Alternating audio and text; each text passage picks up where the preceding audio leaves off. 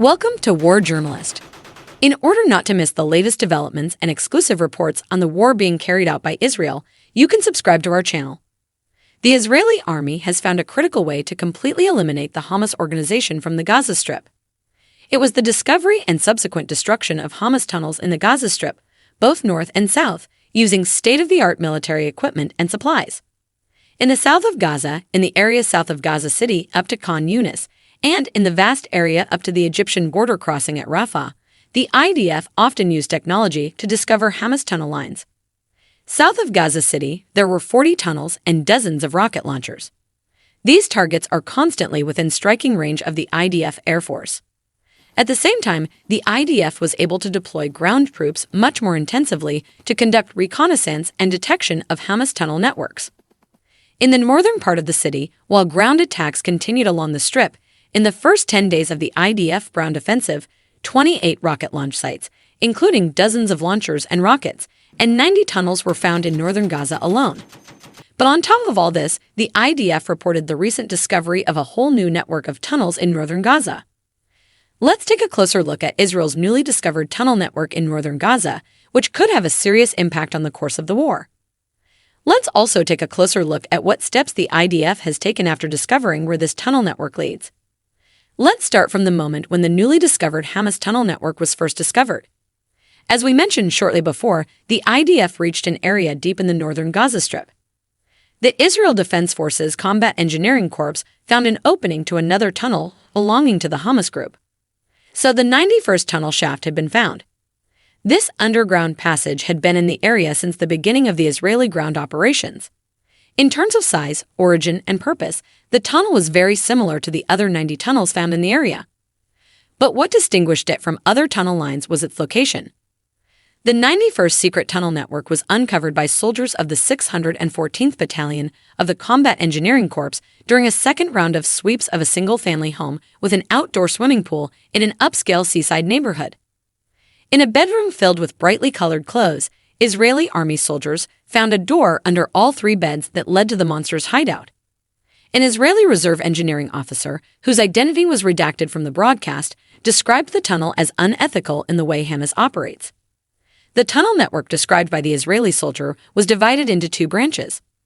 One branch went west towards the coast and the other southeast towards Gaza City, where Hamas's main tunnel network is believed to be located. This network was the Gordian knot of Israel's attack on Gaza. This tunnel network was the key to crippling Hamas. The 91st network uncovered at the same time was an extremely dangerous and complex undertaking for the IDF. According to intelligence gathered from the tunnels with artificial intelligence, the 91st tunnel network was one of Hamas's main headquarters gateways. The IDF's operation rivaled scenes from action and adventure movies, but these scenes were all too real. The IDF said it had no plans to engage in tunnel warfare because of the possibility that the passageways were booby-trapped. Instead, the tunnels were found and destroyed by IDF forces. The IDF, therefore, moved to destroy the newly discovered 91st tunnel network under its own control. While combat engineers prepared the tunnel for destruction, soldiers from the 50th Battalion of the Nahal Brigade removed a Hamas flag and camouflage jacket from the tunnel entrance in the bedroom. Then they placed a large quantity of explosives inside. After all the preparations were completed, a huge explosion was heard, with a cloud of dust, smoke, and debris filling the air. The tunnel network collapsed after the violent explosions. Israeli army soldiers ducked to avoid falling shrapnel as the tunnel collapsed. Israeli combat engineering units began searching for additional hidden entrances that may have been forced open by the explosion. Following this search, the IDF reported that it had uncovered very strategic information about Hamas's tunnel network and that such operations would continue.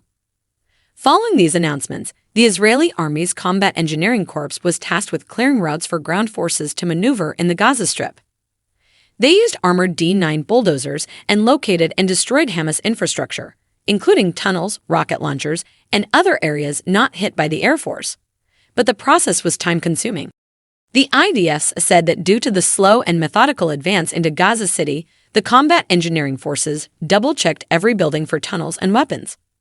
On the other hand, Lieutenant Colonel Adnan Aram, commander of the 614th Combat Engineering Battalion, whose name was withheld by the IDF due to security concerns, said that most of the tunnels and rockets they found were deep inside civilian areas.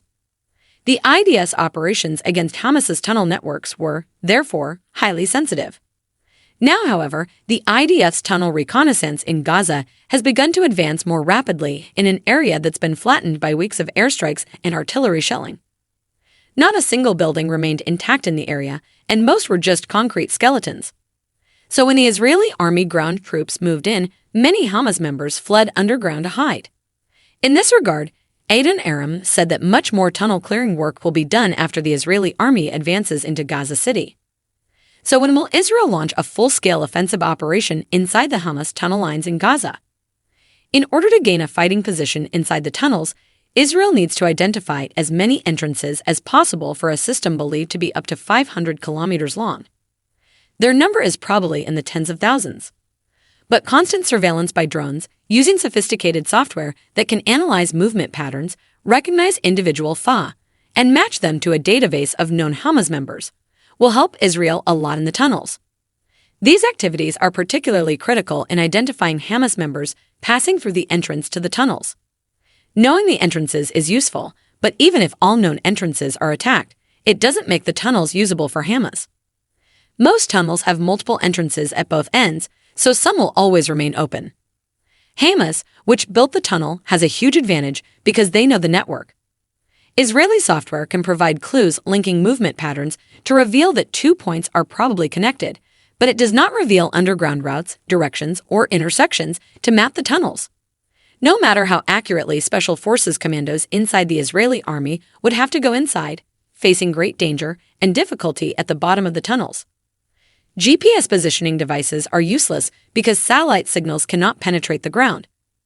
Israel will likely increase the use of devices that combine magnetic sensors that are unaffected by going underground with motion sensors used in pedometers. Once inside, Israeli soldiers are likely to use night vision systems instead of using lights to give their location. On the other hand, Israeli soldiers entering tunnel networks will not be able to use radios to communicate with units on the surface, so they will have to use field telephones using technology that is more than 100 years old. Israeli army soldiers will connect the cables on the move, further slowing progress. But even if IDF troops entering the tunnel lines do not encounter Hamas resistance, they will have to stop at every junction and assess where the branches are going. Every possibility must be considered. The Israeli army will need to leave a small force in each side tunnel to defend against attacks when Israeli soldiers inside the tunnel find a vertical shaft, which is almost always used as an entrance. They'll need to pause, map the location, and communicate it to the surface units. In addition, Israeli surface units will need to find the opening of the tunnel lines and secure such areas. If it's an area not controlled by the Israeli army, they will either have to take it or tell the tunnelers to stop or go around it. These activities will be repeated hundreds of times until Israel completely clears the Hamas organization from the Gaza Strip, along with its tunnel lines. Thank you for following us, like our videos, and subscribe to our channel. And so that you don't miss the latest videos prepared by our team with special reports on the Israeli war and all the conflicts in the Middle East, and the latest developments on the front lines. See you in our next work.